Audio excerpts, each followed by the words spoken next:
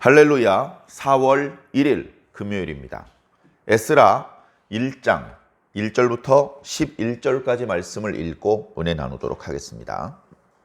바사왕 고레스 원년에 여호와께서 예레미야의 입을 통하여 하신 말씀을 이루게 하시려고 바사왕 고레스의 마음을 감동시키심에 그가 온 나라에 공포도 하고 조소도 내려 이르되 바사왕 고레스는 말하노니 하늘의 하나님 여호와께서 세상 모든 나라를 내게 주셨고 나에게 명령하사 유다 예루살렘에 성전을 건축하라 하셨나니 이스라엘의 하나님은 참 신이시라.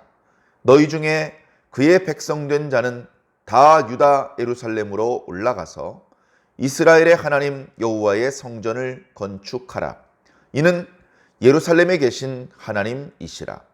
그 남아있는 백성이 어느 곳에 머물러 살든지 그곳 사람들이 마땅히 은과 금과 그 밖의 물건과 짐승으로 도와주고 그 외에도 예루살렘에 세울 하나님의 성전을 위하여 예물을 기쁘게 드릴지니라 하였더라.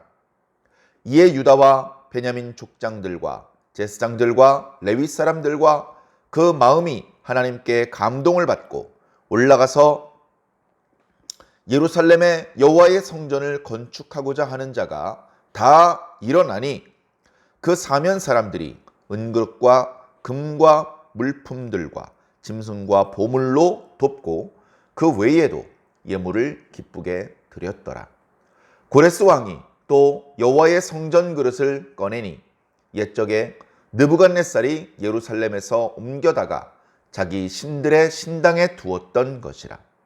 바사왕 고레스가 창고지기 미드르닷에게 명령하여 그 그릇들을 꺼내어 세워서 유다 총독 세스바살에게 넘겨주니 그 수는 금접시가 30개요 은접시가 1000개요 칼이 29개요 금대접이 30개요 그보다 못한 은대접이 410개요 그 밖의 그릇이 1000개이니 금, 은 그릇이 모두 5400개라. 사로잡힌 자를 바벨론에서 예루살렘으로 데리고 갈 때에 세스바살이 그 그릇들을 다 가지고 갔더라. 아멘. 자, 이제 4월달이 되었습니다. 4월부터는 에스라 말씀 묵상을 시작합니다. 에스라 말씀은 1장부터 10장까지 말씀으로 구성이 되고 있습니다. 과거에는 에스라 말씀과 바로 뒤에 이어지는 느헤미야 말씀이 거의 한 권으로 묶여 있었다고 합니다. 그리고 그 내용이 이렇게 이어지는 내용이죠. 그리고 그 내용에 보면 우리가 잘 아는 것처럼 이스라엘 12지파가 애굽에서 나와서 가나안 땅을 차지했었죠. 여호수아 때 12지파에게 땅을 분배해서 나누어 주었습니다. 그러나 많은 우여곡절이 있었죠. 사사기 때 이미 여호수아 때 분배했던 땅의 지형은 많이 뒤바뀌었습니다. 단 지파가 북쪽으로 스스로 자리를 옮겼고 베냐민 지파가 하마터면 그 지파 자체가 없어질 뻔할 정도로 그 인구가 줄었고 그렇게 해서 남쪽 유다와 나머지 북쪽 지파들 사이에 큰 골이 생기게 되었습니다. 이어지는 역사적 사건들을 통해서 사무엘 상하, 열왕기 상하 이런 말씀들의 역사적인 흐름을 통해서 이스라엘 백성들은 평화롭게 각 지파에게 분배되었던 땅을 보존하면서 하나님의 백성으로서의 정체성을 잃어버리지 않고 하나님의 법을 준수하며 하나님의 보호와 또 축복을 누리면서 그렇게 살지 못했습니다. 거의 하나님의 뜻에 부합하게 살았던 것은 다윗과 솔로몬의 시대 잠깐뿐이었고 훨씬 더 많은 기간 잠깐씩 하나님의 뜻에 순종했던 왕들이 유다 지방에 있었지만 전반적으로는 하나님의 뜻을 거스리며 하나님의 법도에서 멀리 떠난 모습으로 살았습니다. 기원전 722년에 북왕국이 먼저 아수르에 의해서 멸망당했고, 그로부터 130여 년이 지난 기원전 586년에 남왕국 유다도 바벨론 왕 느부갓네살에 의해서 멸망당했습니다. 그렇게 아브라함의 자손이 하나님의 은혜 왕국, 온전한 모습은 아니었습니다만 거의 그림자 수준이었고, 그 내용은 정말 부끄러운 모습이 많이 있었습니다만 그나마 그 명맥조차 끊어지고 사라져 버렸습니다. 북이스라엘을 구성하던 10개 지파는 흔적도 없이 사라졌으며, 남왕국 유다를 구성하던 유다인들과 베냐민, 그리고 거기 일부 남아있던 레위 사람들조차 하나님의 언약의 땅 밖으로 쫓겨나갈 수밖에 없었습니다. 유다인들 입장에선 슬픔의 역사죠. 하나님 안에서는 그것을 막을 수가 없었습니다. 다시 말해서 그 과정을 생략할 수가 없었던 것이죠. 언약의 땅에서 하나님의 법도가 준행되지 않고 하나님의 법도를 거스르는 사람들이 살고 있을 때에는 그 사람들이 진멸되고 그 땅 밖으로 쫓겨 나가야 했습니다. 처음에 여호수아 때 이스라엘 백성들이 하나님과 언약을 체결한 언약 백성으로서 아브라함에게 약속하셨던 땅을 차지하는 순간에는 그 땅에 이미 살고 있었던 가나안 7족속이 하나님의 뜻을 거스려 사는 사람들이었습니다. 그 사람들은 죽거나 그 땅 밖으로 나가야만 했습니다. 그래, 그들을 몰아내고 하나님의 언약 백성이 그 땅을 차지했었죠. 그러나 이제는 거꾸로 그 땅에 살고 있는 이스라엘과 유다 사람들이 그 땅 밖으로 끌려 나가야 하는 그런 더러운 오염물질과 같은 상황이 되어 버렸던 것이죠. 그들로서는 나라가 멸망하고 많은 사람들이 죽고 재물이 약탈당하고 가옥이 전소되고 상상하기도 끔찍한 고통의 순간이었겠지만, 그 땅이 안식을 누리고 그 땅이 다시 예수 그리스도가 태어날 수 있는 그런 준비가 되게 하기 위해서는 잠시 그 땅을 비워두고 쉬게 할 필요가 있었습니다. 유다 사람들은 바벨론에 의해 멸망당해서 바벨론 땅으로 포로로 끌려갔습니다. 돈도 없고 군대도 없고 어떤 왕이나 이런 구심점도 없고 성전이나 제사장과 같은 어떤 마음에 어떤 그 힘을 주는 그런 구심점도 없는 그런 상태에서 그저 지난날 우리가 어찌하여 하나님의 법을 지키지 아니하였던고, 우리가 어찌하여 하나님의 언약 백성으로서 언약의 땅에서 행복하게 살 수 있었는데 이렇게 만리타양 끌려 나와서 노예처럼 살다시피 하는 이런 삶을 살아야만 하는가 울면서 전에 살고 있었던 예루살렘과 성전과 그 과거의 삶을 추억하면서 그런 후회의 시간을 보냈습니다. 아무도 하나님께 하나님, 저희가 잘못했습니다. 하나님, 다시 유다 땅에 가서 살 수 있도록 해 주시옵소서. 이렇게 기도하는 사람조차 없었습니다. 아무도 그렇게 기도하지 않았습니다. 그러다가 최초로 그렇게 기도한 사람이 나타났으니 그의 이름은 성경에서 다니엘이었습니다. 다니엘이 예레미야의 글을 어떻게 구해서 읽게 되었습니다.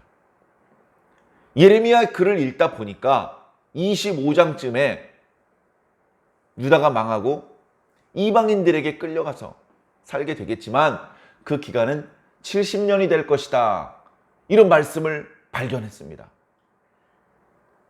그 말씀을 그렇게 영민하다고 하는 유대인들이 왜 몰랐을까요? 선지자들의 말씀을 듣지 않으려고 했습니다.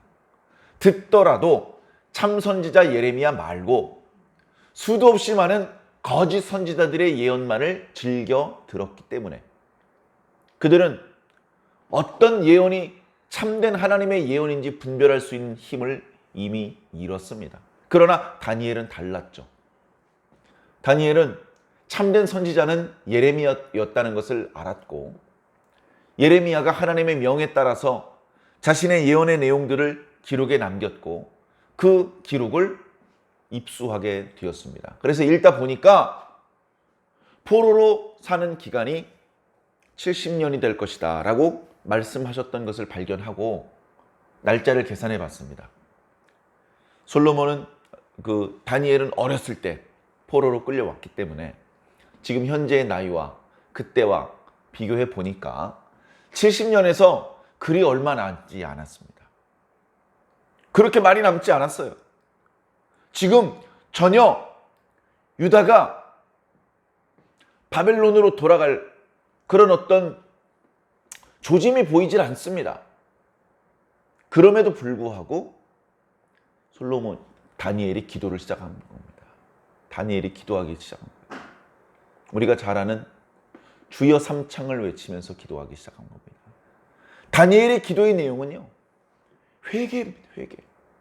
하나님, 우리의 조상들이 잘못했고 우리도 잘못했고 우리가 잘못했습니다만 주여 우리를 용서하시고 우리를 불쌍히 여기시고 언약의 말씀을 기억하시며 이루어 주시옵소서. 다니엘처럼 하나님의 약속의 말씀을 이루어 달라고 기도하는 사람을 하나님께서 얼마나 눈 빠지게 찾고 계셨고 기다리고 계셨을까요? 하나님께서는 그 다니엘의 기도를 너무나 기쁘게 들으셨을 것입니다. 그리고 아무도 생각할 수 없는 방법으로 바벨론이 멸망당하고 바벨론을 멸망시켰던 메디아를 다시 페르시아에게 넘겨주어서 그 페르시아의 초대 황제였던 키루스, 오늘 본문의 고레스의 마음을 감동시키셔서 왕명으로 유다 사람들은 유다 예루살렘에 돌아가도 좋다, 이렇게 명을 내리게 만들어 주셨던 겁니다. 참 놀라운 하나님의 능력이죠.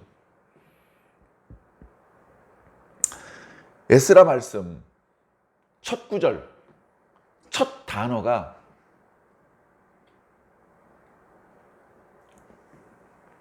헤이르 아도나입니다.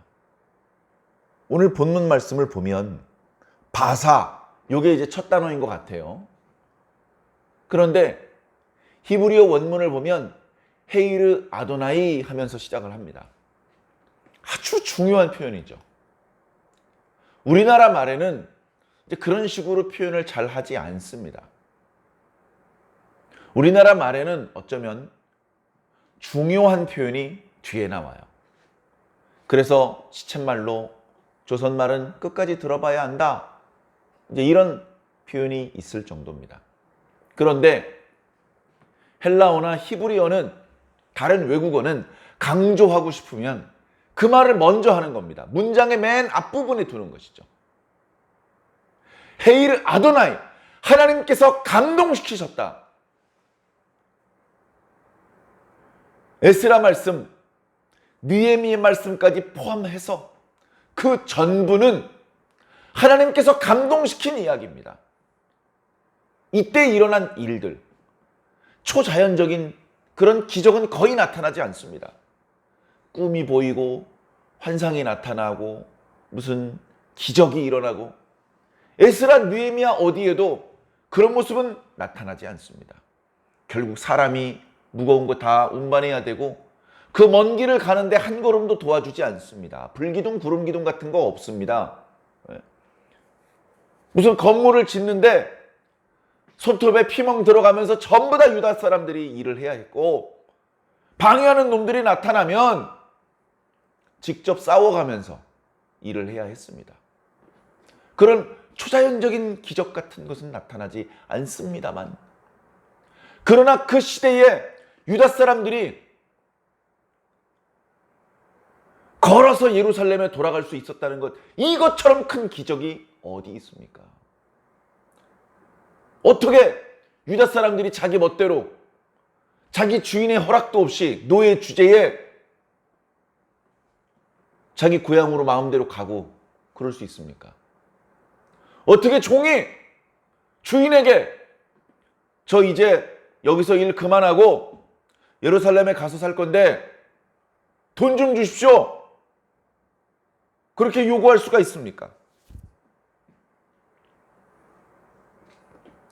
그런 일을 하나님께서 하셨습니다. 어떻게 하셨냐면 감동시키는 방법으로 하셨어요. 감동.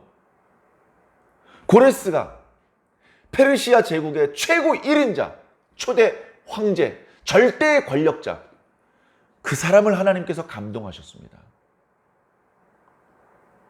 그 사람을 감동하셨습니다. 그래서 오늘 말씀에는 앞부분에 하나님께서 고레스를 감동하셨다. 그 다음부터는 고레스가 일하는 거예요. 하나님께서 하시는 일이죠, 다. 태초에 천지를 창조하신 그때부터 사람이 비록 범죄하고 타락했지만 다시 회개하고 하나님의 백성으로 돌아와서 그 영광을 누리게 만드시는 하나님의 큰 그림이 완성되는 그 거대한 구속의 역사. 그 역사 가운데 한 토막을 하나님께서 고레스에게 맡기신 겁니다. 고레스를 감동시키시고 그 다음부터는 고레스가 일을 하는 거죠. 고레스가 뭐라고 말합니까? 고레스가 말하기를 하늘의 하나님 여호와께서 세상의 모든 나라를 나에게 주셨다. 진짜 왕은 하나님이시라는 겁니다. 이 세상은 하나님께서 만드셨고 이 세상에 수없이 많은 나라는 하나님께서 주고 싶은 자에게 주신다. 세상에 있는 나라가 100개라면 100명의 왕에게 주실 수도 있고 한 명의 왕에게 100나라를 다 주실 수도 있는데 지금 우리 시대에 하늘의 하나님께서 세상 모든 나라를 나에게 주셨다. 내가 전투를 잘해서, 내가 외교를 잘해서 전투에서도 승리하고 여러 나라들의 항복을 받아내서 대제국 페르시아를 건설했지만 이건 내가 한 게 아니다. 하나님께서 이 나라들을 나에게 주신 것이다. 왜 이런 말을 합니까? 왜 이런 말을 해요? 체면 구겨지게, 권위 떨어지게. 감동시켜 주시니까, 감동이 되니까. 진짜 왕은 하늘의 하나님 여호와시다. 그분이 이 땅에 있는 나라들을 나에게 주셨다. 나의 권한은 하늘 위나 땅 아래는 아니야. 땅 위야. 땅 위에 있는 나라들을 나에게 주셨다. 나는 그 부분을 매우 하나님께 감사하고 있다. 그 진짜 왕이신 하나님께서 나에게 명령하셨다. 왕은 명령 안 받습니다. 왕은 명령을 내리기만 하지 받지 않아요. 그런데 당시 고레스보다 큰 왕이 없었는데 고레스가 말합니다. 하늘의 하나님의 명령을 내가 받았다. 명령을 받는 존재는 주인이 아니고 종입니다. 왕이 아니고 신하입니다. 내가 왕이지만, 내가 황제지만, 그러나 하나님 앞에 가면 나도 신하다. 사랑하는 성도 여러분, 이거 까먹는 인간들이 너무나 많습니다. 처음부터 왕입니까? 처음부터 대통령이고 처음부터 사장이고 처음부터 목사고 장로고 무슨 노회장이고 총회장입니까? 까먹어요. 자기가 왕인 줄 알아요. 명령을 듣지는 않고 내리려고만 합니다. 그러면 그 자리에서 끌려 내려올 수밖에 없는 것이죠. 진짜 왕의 손에 의해서.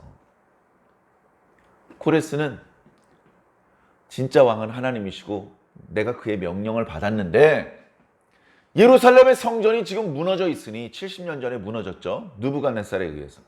그 성전을 재건하라고 말씀하셨다. 그 명령을 하나님께 내가 받았다. 나는 이제 그 명령을 준행해야 된다. 왜? 하늘의 하나님 여호와는 참신이니까. 자, 그러므로 내가 이제부터 명을 내린다. 세 가지 명을 내립니다. 첫째는 뭐냐? 너희 중에 나 고레스가 다스리는 페르시아 제국의 모든 국민들 중에 그의 백성된 자는, 하늘의 하나님 여호와의 백성된 자는 다 유다 예루살렘으로 올라가라. 여기 첫 번째입니다. 이 명령이 준행되려면 아직도 누군가의 밑에서 일을 하고 있는 사람에게는 자유가 주어져야 돼요. 자유. 그죠? 내가 돈을 주고 종을 샀어요. 그러니까 유대인이야. 뭐 그런 거 알고 샀어? 일 잘하고 똑똑하다고 하니까 샀지. 샀는데 일 잘 시켜서 이제 좀 써먹을 만하니까 황제가 조서를 내려서 유다 사람들은 자기 고향으로 가도 된다, 이런 허락을 내려서 버렸어요. 그래서 그 이야기를 자기 주인한테 하니까 이 주인은 비싼 돈을 주고 종을 샀는데 제대로 써먹지도 못하고 그냥 보내줘야 되는 상황이 됩니다. 그러나 어쩔 수 없죠. 황제의 명령인데 거역할 수가 없지 않습니까? 지금 고레스 황제의 조서가 이런 강력한 능력을 띠고 있는 것입니다. 자, 두 번째, 이 사람들이 귀환을 하려면 황제가 조서를 내렸다고 해서 무조건 귀환하는 게 아니에요. 황제가 조서를 내렸지만 유다인 중에서 스스로 나는 이제 노예 신분도 아니고 나 그래서 뼈 빠지게 일하느라고 우리 아버지 때부터 우리 아들 이 동네에서 그래도 자리 잡았어. 이 동네에서 이제 좀 인정받고 이제 좀 존경받고 이제 좀 돈을 좀 벌 수 있는 기반을 닦아놨어. 이거 다 잃어버리고 또 빈털터리 신세나 다름없이 예루살렘에 가야 돼? 아우, 나는 그냥 여기서 살래. 그렇게 생각한 유다 사람들도 많이 있었습니다. 이때 귀환한 사람보다 귀환하지 않고 남기로 한 사람들이 훨씬 많았습니다. 누가 남았겠습니까? 아직도 제대로 기반을 닦지 못했던 사람들이 아니고 기반을 잘 닦은 사람들, 돈도 많이 번 사람들, 능력이 좋은 사람들, 이런 사람들은 귀환 안 해요. 아직도 기반을 닦지 못한 사람들, 경제적으로도 아쉽고 아이고 여기서 이러고 사느니 차라리 예루살렘 가서 다시 새 출발 한번 해봐야 되겠다. 어떤 신앙의 뜨거운 열정보다는 그런 답답함이 귀환을 결심한 이유가 됐을 수도 있습니다. 자, 그런데 말씀을 보니까 결국은 뭡니까? 귀환을 하는 사람들도 그냥 귀환을 하는 것이 아니고 하나님께서 감동을 해주시는 거예요. 오늘 말씀 1장 1절에 헤이르 아도나이, 하나님께서 감동시키셨다라는 말씀으로 시작을 했는데 또 이 하나님께서 고레스 황제만 감동시키신 게 아니고 귀환을 결심하도록 유다 사람들도 감동을 시키신 겁니다. 모든 유다와 베냐민 족장들과 제사장들과 레위 사람들이 다 귀환을 결심한 것이 아니고 그 중에서 하나님의 감동에 따라서 마음이 뜨거워진 사람들이 귀환을 결심했던 것이죠. 다시 말해서 이 모든 역사는 하나님께서 하신 일이라는 겁니다. 고레스 황제도 감동시키시고 유다 사람들도 감동시키시고 그 먼 길을 이동하는 것 쉽지 않았을 것입니다. 거기 도착을 해서 자기 집을 짓고 또 성전을 짓고 쉬운 일이었겠습니까? 하나님의 감동이 없이는 이 역사가 이루어질 수가 없어요. 전개될 수가 없습니다. 가다가 중단되고 가다가 삼천포로 빠지고 엉터리가 되는 겁니다. 그런데 그렇게 되지 않고 결국 역사가 이루어집니다.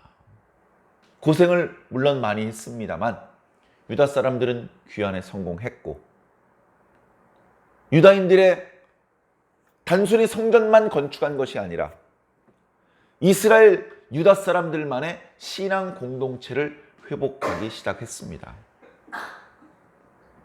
그렇게 놀라운 역사들이 전개가 된 거죠. 성전도 건축을 하고 거기서 제사도 드리고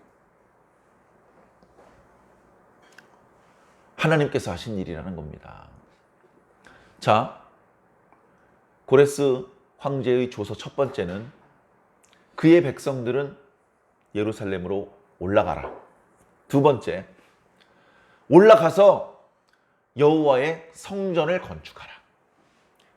우리 성경에는 성전을 건축하라라고 그렇게 번역해 놓았지만 원문에 사용된 단어는 성전을 의미하는 단어이기보다는 집을 의미하는 단어입니다.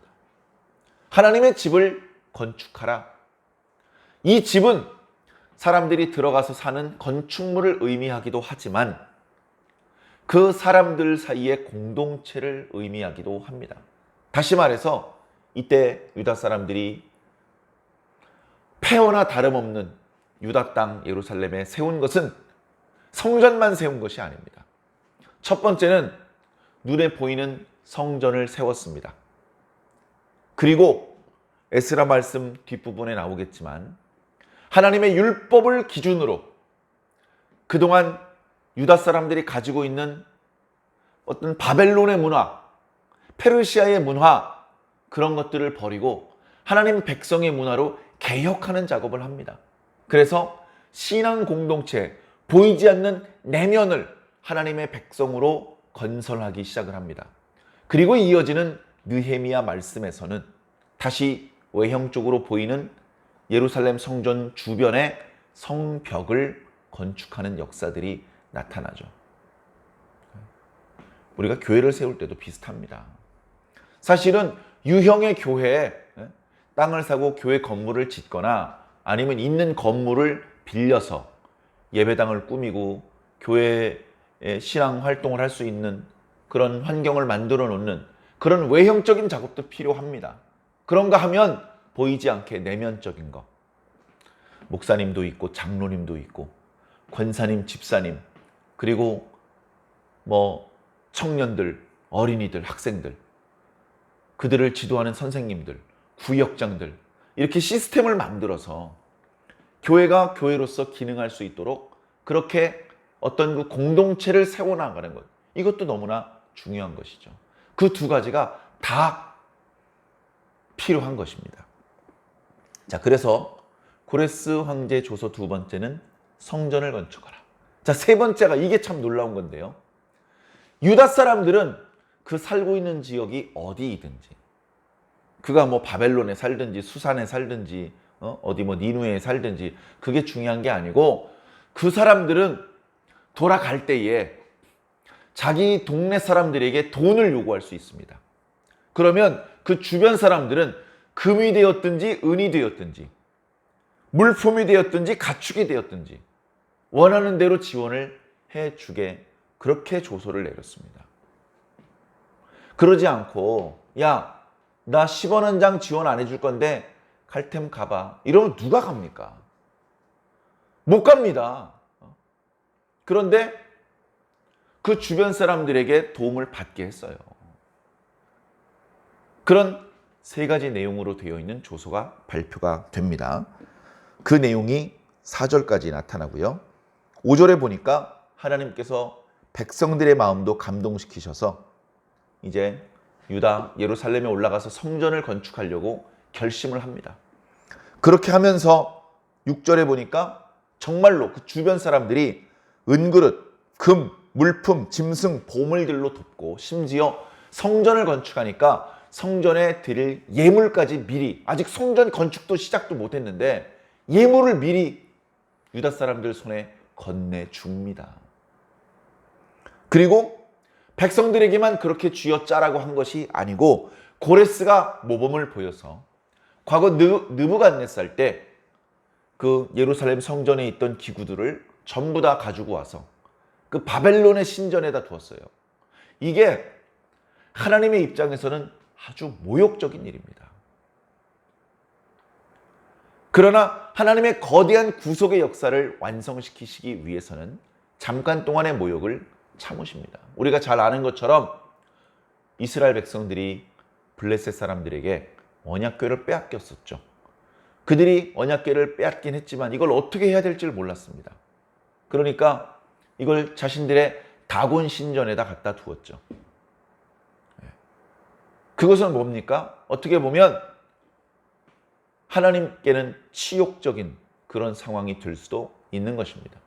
그 치욕을 덜어내기 위해서는 이스라엘에서 군대를 결성을 해서 블레셋으로 쳐들어가서라도 다시 그 언약궤를 모시고 나오고 마땅히 언약궤를 모셔야 되는 성막에 언약궤를 모셔야 했던 것이죠. 그러나 이스라엘 사람들은 그럴 힘도 없었고 마음도 없었습니다. 이스라엘 사람들은 하나님의 명예를 위해서 조금도 도움이 되지 못했습니다. 그러나 하나님의 명예는 하나님께서 스스로 지키셨죠. 블레셋 사람들이 아무렇게나 다곤 신전 안에 넣어두었던 그 언약궤는 하나님의 능력이 담겨져 있었기 때문에 그 언약궤 앞에 돌로 만든 거대한 다곤 신상이 무너져 내렸습니다. 목이 부러졌어요. 사람들이 이게 어떻게 된 일인가? 급히 그 신상을 다시 수리를 했는데 그 다음날 가보니까 그 다곤 신상이 언약궤 앞에 엎드려 경배를 드리고 있습니다. 그래서 이거 참 흉흉하다. 다른 도시에 보냈더니 거기선 전염병이 돕니다. 그래서 결국 그 언약궤를 유다 사람들에게 돌려 보냈던 것이죠. 자, 하나님의 성전에서 사용되었던 기구가 바벨론 왕 벨사살은 거기다 포도주를 담아서 술잔처럼 마셨고 그러다 저주를 받아서 죽게 되긴 했지만 그리고 여전히 바벨론의 신전에 그것이 이렇게 보관이 되고 있었다는 것은 무척 수치스러운 일이지만 결국은 고레스를 감동시키셔서 그의 명에 의해서 그때 가져왔던 그 성전 기구들을 전부 다 돌려주었습니다. 기록을 보니까 맨 마지막 구절에 세스바살, 유대인인데 유다 총독으로 임명을 한 것이죠. 그가 이제 백성들을 인솔해서 귀환을 할 때 그 기구들을 모두 주었다. 그렇게 기록을 하고 있습니다. 그 중간에 이제 그 기구들이 모두 몇천 개였는지 또 그 목록이 나타나고 유다 사람들이 바벨론으로 포로로 끌려갈 때도 세 차례에 걸쳐서 끌려갔습니다. 마지막 세 번째 예루살렘이 포위되었을 때 예루살렘 성전이 완전히 파괴되고 완전히 그 도시가 불타고 사람들이 포로로 끌려갔었죠. 그런데 다시 그 유다 사람들이 예루살렘으로 귀환을 하는 것도 3차에 걸쳐서 진행이 되었습니다. 첫 번째는 유다 총독 세스바살, 2장에는 스룹바벨이라고 설명되고 있는 그 사람을 이제 리더로 해서 1차 귀환이 이루어졌고요. 에스라 중간 뒷부분에 보면 에스라가 다시 아직 귀환하지 못한 유다 사람들을 설득해서 그들을 인솔해서 2차 귀환이 이루어집니다. 그리고 다시 느헤미야 시대 때 느헤미야가 총독이 되어서 마지막으로 유다 사람들을 인솔해서 예루살렘으로 돌아오는 세 번의 귀환이 나타납니다. 이어지는 2장에는 제1차 귀환 때 귀환에 참여했던 사람들의 이름과 명수까지 나타나고 있습니다. 우리는 그 이름들, 그때 몇 명이 귀환했는지 별로 큰 의미 없죠.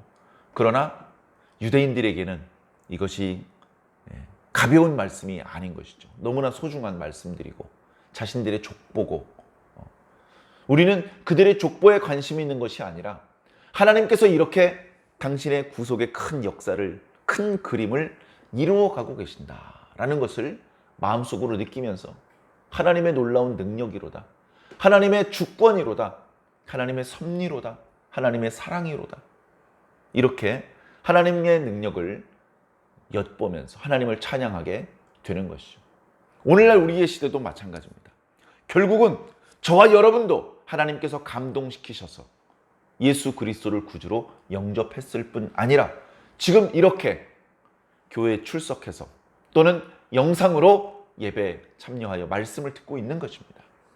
계속해서 우리를 감동시켜 주셔야 우리는 하나님 나라에까지 끌려가는 것이죠. 그런 말을 하죠. 내가 어디로를 갔었어? 거기 왜 갔냐 너? 뭐에 홀렸나 봐. 뭐에 홀려서 내가 거기까지 갔다 왔어. 그런 말을 사람들이 쓰곤 하는데 우리가 하나님 나라 가는 것도 마찬가지입니다. 그냥 맨정신으로 하나님 나라에 못 갑니다. 우리 앞에 어떤 과정을 거쳐서 어떤 기간을 지나서 하나님 나라에 가게 되는지를 지금 미리 다 안다면 너무 힘들 것 같아, 못 갈 것 같아. 다 두려워서 힘들어서 손사래를 칠 것입니다. 잘 몰라요. 내일 일은 몰라. 우리가 알아야 되는 부분만 알려주시는 겁니다. 그렇게 하나님께 감동되어서 성령에 홀려서 그래서 내 정신도 아닌 정신으로 가는 겁니다. 정신을 차리고 보니까 하나님의 나라에 들어와 있는 마치 그런 식으로 하나님의 감동을 따라서 유다 사람들이 페르시아 바벨론에서 예루살렘으로 귀환을 했고 우리는 이 악한 세상에서 하나님의 세계로 인도를 받게 될 것입니다. 오늘도 허투루 살지 마시고 우리를 감동시키시는 그 하나님의 말씀에 은혜에 감동 받으시고 하나님의 뜻대로 사시며 하나님의 이끄심에 끌려서 좋은 열매를 많이 맺으시기를 주님 이름으로 간절히 축원합니다.